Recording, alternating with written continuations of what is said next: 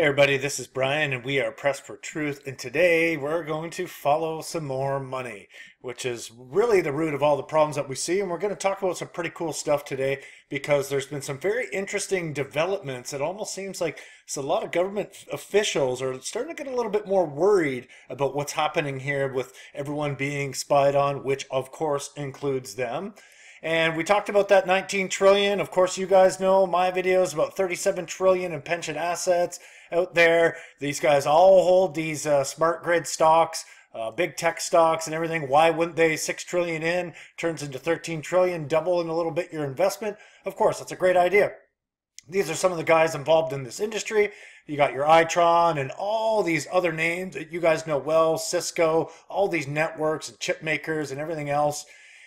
And they're telling us right now, this is part of the smart grid. Everyone's so concentrated on their phones, and that's a lot of data, but they're telling us that the data generated from our smart meters is going to be worth more than the commodity consumed. And this is literally a multi-trillion-dollar industry on its own.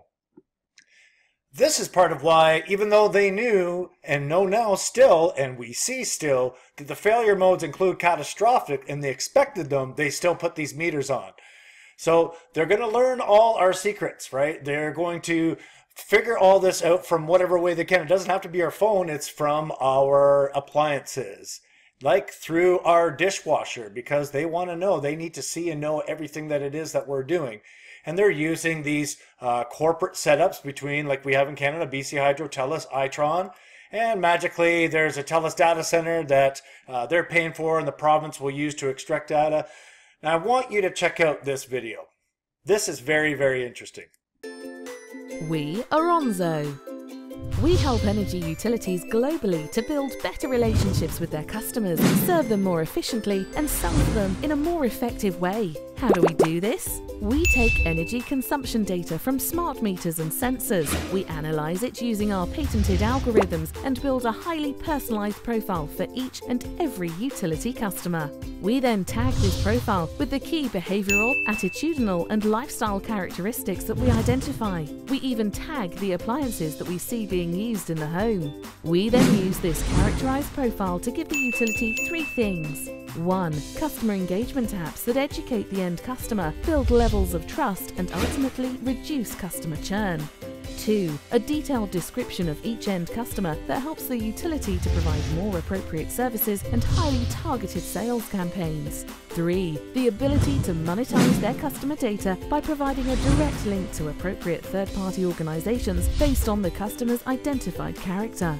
So, from a very thin stream of energy consumption data, Onzo delivers significant business value for as little as the price of a cup of coffee. There you go. It was really about customer engagement, was it? It was really about making sure the end user gets the best use of their products, or is it really about just selling the data? So cell phones, everything else in between. Why does the utility want to do this despite the danger? Again, they've been seeing flat or decreasing demand. Although this is happening everywhere, they still need to find another revenue stream. But luckily for us, we have some people coming out and testifying, you know, in a variety of ways. And Cynthia Ayers is one of those people, and she has a few things to say about these meters. These smart meters are essentially digital backdoors. Hackers are seeking to exploit all avenues of entry to the grid in order to disrupt, degrade, and destroy computers, anything that's attached to the net. If you happen to be around the Johns Hopkins area, if you go to the Johns Hopkins Applied Physics Lab, there is an Internet of Things laboratory there. And those young men can show you exactly how easy it is to hack into the system. Literally anybody, anywhere can hack into this system. So you heard her talk about that Internet of Things, which we pointed out here. And typically when those kinds of dollar figures are going around, safety is the last concern. Now let's hear about this. So if you said anything can be hacked, then is it also true that cell phones, laptops, anything else of similar technology can also be a backdoor entry for cyber trouble? Yes, absolutely. Thank you. Cynthia, can analog meters be hacked? No. Analog meters can't be hacked because they're not computers. So leaving those meters on would have actually been more safe in more ways than we can imagine.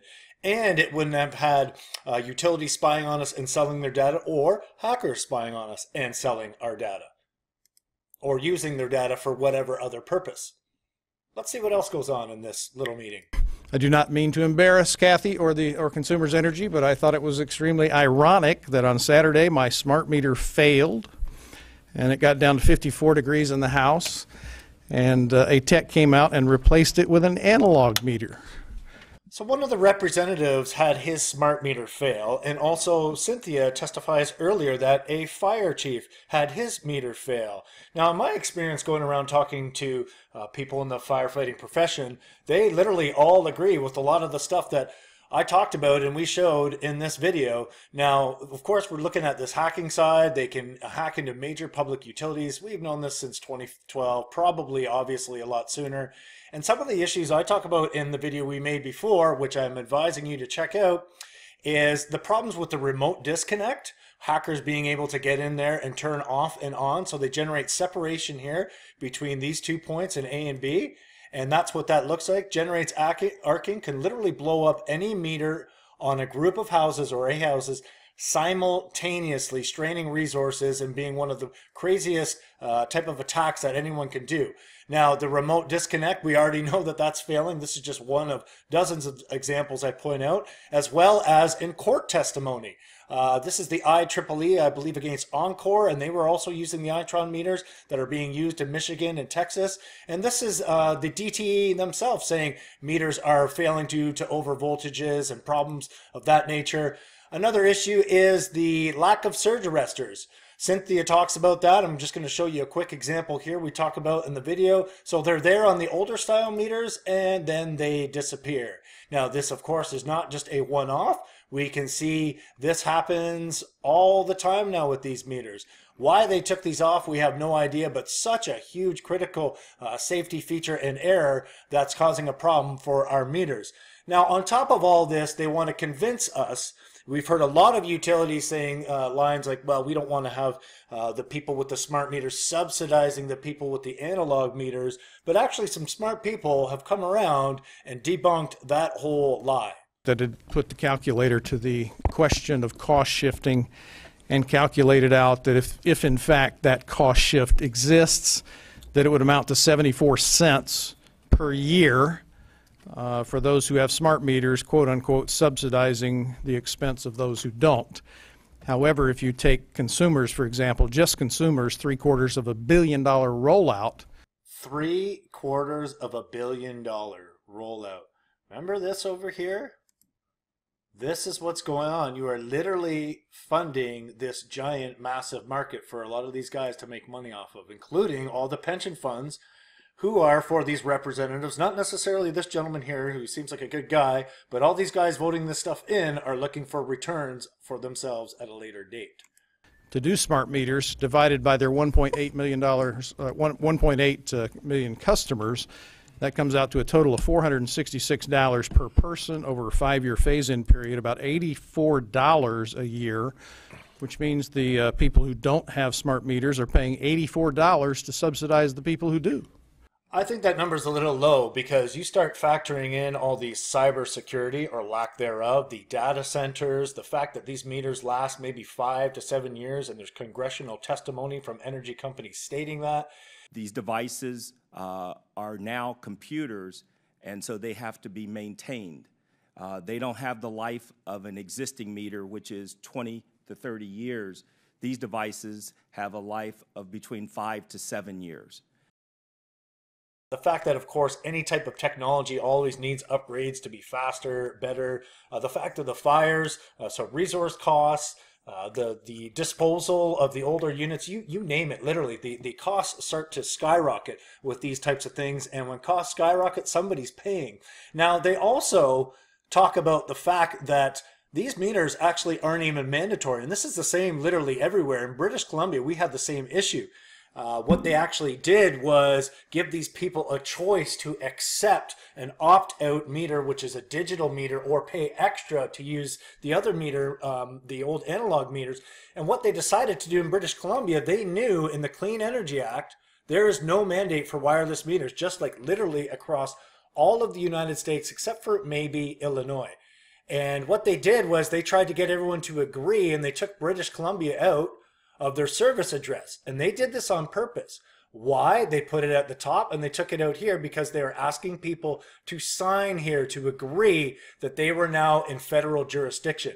So we could have actually stopped this program if some of the opposition people piped up, but they didn't, and we pointed this out, and there's no mandate for wireless smart meters. They knew they got caught on it, and a multitude of utilities are in this boat, and now they're trying to offer an opt-out but make people pay. Well, it's probably about the differentiation of the data cost. Again, this is federal, wireless is federal jurisdiction in Canada. Same with a lot of the states. Again, they had to make this opt-out because they had already got them on. These people are breaking the rules. They're lying about critical safety features. They've already lied about the cost. They've already lied about the health impacts, the fires, everything, the remote disconnect. They weren't telling people these things.